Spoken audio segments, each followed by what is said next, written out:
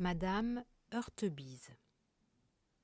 Celle-là, certes, n'était pas faite pour épouser un artiste. Surtout ce terrible garçon, passionné, tumultueux, exubérant, qui s'en allait dans la vie, le nez en l'air, la moustache hérissée, portant avec crânerie comme un défi à toutes les conventions sottes, à tous les préjugés bourgeois, son nom bizarre et fringant de Heurtebise. Comment, par quel miracle, cette petite femme, élevée dans une boutique de bijoutier, derrière des rangées de chaînes de montres, de bagues enfilées, trouva-t-elle moyen de séduire ce poète? Imaginez les grâces d'une dame de comptoir, des traits indécis, des yeux froids, toujours souriants, une physionomie complaisante et placide, pas de vraie élégance, mais un certain amour du luisant, du clinquant, qu'elle avait pris sans doute à la devanture de son père, et qui lui faisait rechercher les nœuds de satin assortis, les ceintures, les boucles, avec cela des cheveux tirés par le coiffeur, bien lissés de cosmétiques, au-dessus d'un petit front têtu, étroit, où l'absence de rides marquait moins la jeunesse qu'une nullité complète d'idées. Ainsi faite, Heurtebise l'aima, la demanda, et comme il avait quelque fortune, n'eut pas de peine à l'obtenir. Elle, ce qui lui plaisait dans ce mariage, c'était l'idée d'épouser un auteur, un homme connu qui lui donnerait des billets de spectacle autant qu'elle voudrait. Quant à lui, je crois qu'en définitive, cette fausse élégance de boutique, ces façons prétentieuses, bouche pincée, petits doigts en l'air, l'avaient ébloui comme le dernier mot de la distinction parisienne, car il était né paysan, et au fond, malgré son esprit, il le resta toujours. Tenté de bonheur paisible, de cette vie de famille dont il était privé depuis si longtemps, Heurtebise passa 2 ans loin de ses amis, s'enfouissant à la campagne, dans des coins de banlieue, toujours à la portée de ce grand Paris qui le troublait et dont il recherchait l'atmosphère affaiblie, comme ces malades auxquels on ordonne l'air de la mer, mais qui, trop délicats pour le supporter, viennent le respirer à quelques lieues de distance. De loin en loin, son nom apparaissait dans un journal, dans une revue, au bas d'un article. Mais déjà ce n'était plus cette verdeur de style, ces emportements d'éloquence qu'on lui avait connus. Nous pensions, il est trop heureux, son bonheur le gâte. Puis un jour, il revint parmi nous, et nous vîmes bien qu'il n'était pas heureux. Sa mine pâlit, ses traits resserrés, contractés par un perpétuel agacement, la violence de ses manières rapetissées en colère nerveuse, son beau rire sonore déjà fêlé, en faisait un tout autre homme. Trop fier pour convenir qu'il s'était trompé, il ne se plaignait pas. Mais les anciens amis auxquels il rouvrait sa maison purent vite se convaincre qu'il avait fait le plus sot des mariages et que sa vie était désormais hors de voie.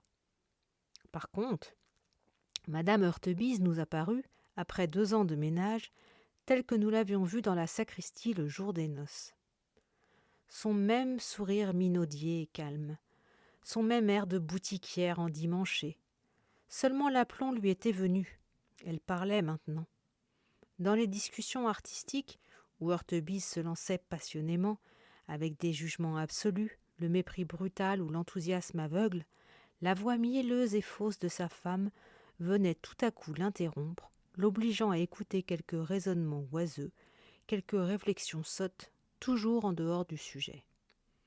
Lui, gêné, embarrassé, nous regardait d'un œil qui demandait grâce, essayait de reprendre la conversation interrompue. Puis, devant la contradiction intime et persistante, la sottise de cette petite cervelle d'oisillon, gonflée et vide comme un échaudé, il se taisait, résigné à la laisser aller jusqu'au bout. Mais ce mutisme exaspérait madame, lui paraissait plus injurieux, plus dédaigneux que tout. Sa voix aigre-douce devenait criarde, montait, piquait, bourdonnait avec un harcèlement de mouches, jusqu'à ce que le mari, furieux, éclata à son tour, brutal et terrible. De ces querelles incessantes qui se terminaient par des larmes, elle sortait reposée, plus fraîche, comme une pelouse après l'arrosage. Lui, chaque fois, brisé, fiévreux, incapable de tout travail. Peu à peu, sa violence même se lassa. Un soir que j'avais assisté à une de ces scènes pénibles, comme madame Heurtebise sortait de table, triomphante, je vis sur la figure de son mari, resté baissé pendant la querelle, et qu'il relevait enfin, l'expression d'un mépris, d'une colère que les paroles ne pouvaient plus traduire.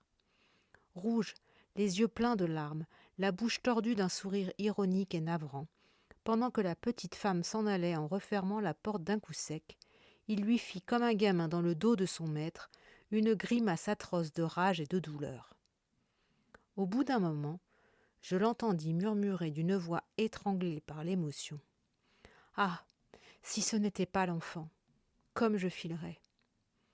Car ils avaient un enfant, un pauvre petit superbe et malpropre, qui se traînait dans tous les coins, jouait avec les chiens plus grands que lui, la terre, les araignées du jardin. La mère ne le regardait que pour constater qu'il était dégoûtant et regretter de ne l'avoir pas mis en nourrice. Elle avait en effet gardé ses traditions de petite bourgeoise de comptoir, et leur intérieur en désordre, où elle promenait dès le matin des robes parées et des coiffures étonnantes, rappelait les arrière-boutiques si chères à son cœur, les pièces noires de crasse et de manque d'air, où l'on passe vite, dans les entr'actes de la vie de commerce, pour manger à la hâte un repas mal fait, sur une table sans nappe, l'oreille au guet tout le temps vers la sonnette de la porte. Dans ce moment-là, il n'y a que la rue qui compte. La rue où passent les acheteurs, les flâneurs, et ce débordement de peuple en vacances qui, le dimanche, remplit le trottoir et la chaussée. Aussi, comme elle s'ennuyait, la malheureuse, à la campagne, comme elle regrettait son Paris. Heurtebise, au contraire, avait besoin des champs pour la santé de son esprit. Paris l'étourdissait comme un provincial en visite. La femme ne comprenait pas cela et se plaignait beaucoup de son exil. Pour se distraire, elle invitait d'anciennes amies. Alors, si le mari n'était pas là, on s'amusait à feuilleter ses papiers, les notes, les travaux en train. Voyez donc, ma chère, comme c'est drôle. Il s'enferme pour écrire ça. Il marche, il parle tout seul. Moi d'abord, je ne comprends rien à tout ce qu'il fait. Et c'était des regrets sans fin, des retours sur le passé. Ah, si j'avais su, quand je pense que je pouvais épouser Auberteau et Fajon, les marchands de blanc. Elle citait toujours les deux associés en même temps, comme si elle avait dû épouser l'enseigne. En présence du mari, on ne se gênait pas davantage. Elle le dérangeait, empêchait tout travail, installant dans la pièce même où il écrivait la causerie niaise de femmes oisives, qui parlaient haut, pleines de dédain pour ce métier de littérateur qui rapporte peu, et dont les heures les plus laborieuses ressemblent toujours à une capricieuse oisiveté. De temps en temps, Heurtebise essayait d'échapper à cette existence qu'il sentait devenir chaque jour plus sinistre. Il accourait à Paris, prenait une petite chambre à l'hôtel, voulait se figurer qu'il était garçon, mais tout à coup il pensait à son fils, et avec une envie folle de l'embrasser, retournait le soir même à la campagne. Dans ces cas-là, pour éviter la scène du retour, il emmenait un ami avec lui et le gardait là-bas le plus qu'il pouvait. Dès qu'il n'était plus seul en face de sa femme, sa belle intelligence se réveillait et ses projets de travail interrompus peu à peu, l'un après l'autre, lui revenaient au cœur. Mais quel déchirement quand on partait! Il aurait voulu retenir ses visiteurs, s'accrocher à eux de toute la force de son ennui.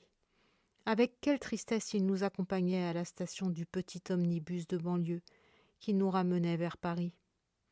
Et comme, nous partis, il s'en retournait lentement sur la route poudreuse, le dos rond, les bras inertes, écoutant les roues qui s'éloignaient. C'est que le tête-à-tête était devenu insupportable.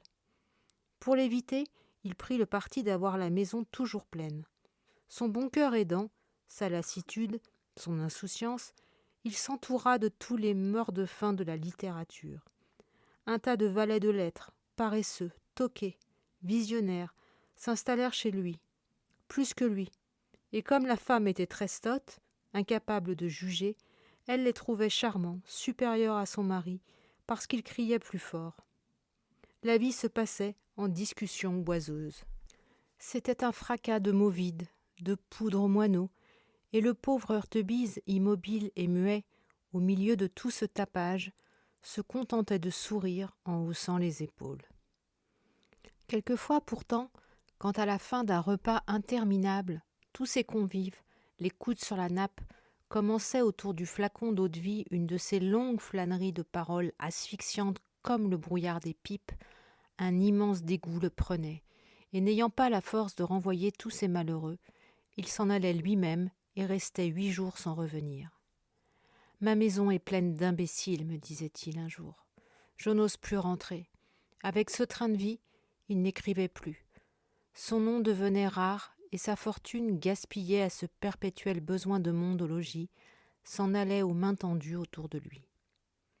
Il y avait longtemps que nous ne nous étions pas vus, lorsqu'un matin je reçus un mot de sa chère petite écriture, autrefois si ferme, maintenant hésitante et tremblante. « Nous sommes à Paris. Viens me voir, je m'ennuie. » Je le trouvais avec sa femme, son enfant, ses chiens, dans un lugubre petit appartement de Batignolles. Le désordre, qui n'avait plus l'espace pour s'étaler, semblait encore plus affreux qu'à la campagne. Pendant que l'enfant et les chiens se roulaient dans des chambres grandes comme des cases d'échiquier, Heurtebise, malade, était couché, le visage au mur, dans un état de prostration complète. La femme, toujours en tenue, toujours placide, le regardait à peine. « Je ne sais pas ce qu'il a, » me disait-elle avec un geste d'insouciance. Lui, en me voyant, retrouva un moment de gaieté, une minute de son bon rire, mais aussitôt étouffé. Comme on avait gardé à Paris les habitudes de la banlieue, à l'heure du déjeuner, dans ce ménage bouleversé par la gêne, la maladie, il arriva un parasite, petit homme chauve, râpé, roide, grincheux, qu'on appelait dans la maison l'homme qui a lu Proudhon. C'est ainsi qu'Heurtebise, qui n'avait sans doute jamais su son nom, le présentait à tout le monde. Quand on lui demandait « Qui est ça ?», il répondait avec conviction « Oh, un garçon très fort, qui a beaucoup lu Proudhon. » Il n'y paraissait guère, du reste, car cet esprit profond ne se manifestait jamais qu'à table pour se plaindre d'un rôti mal cuit ou d'une sauce manquée.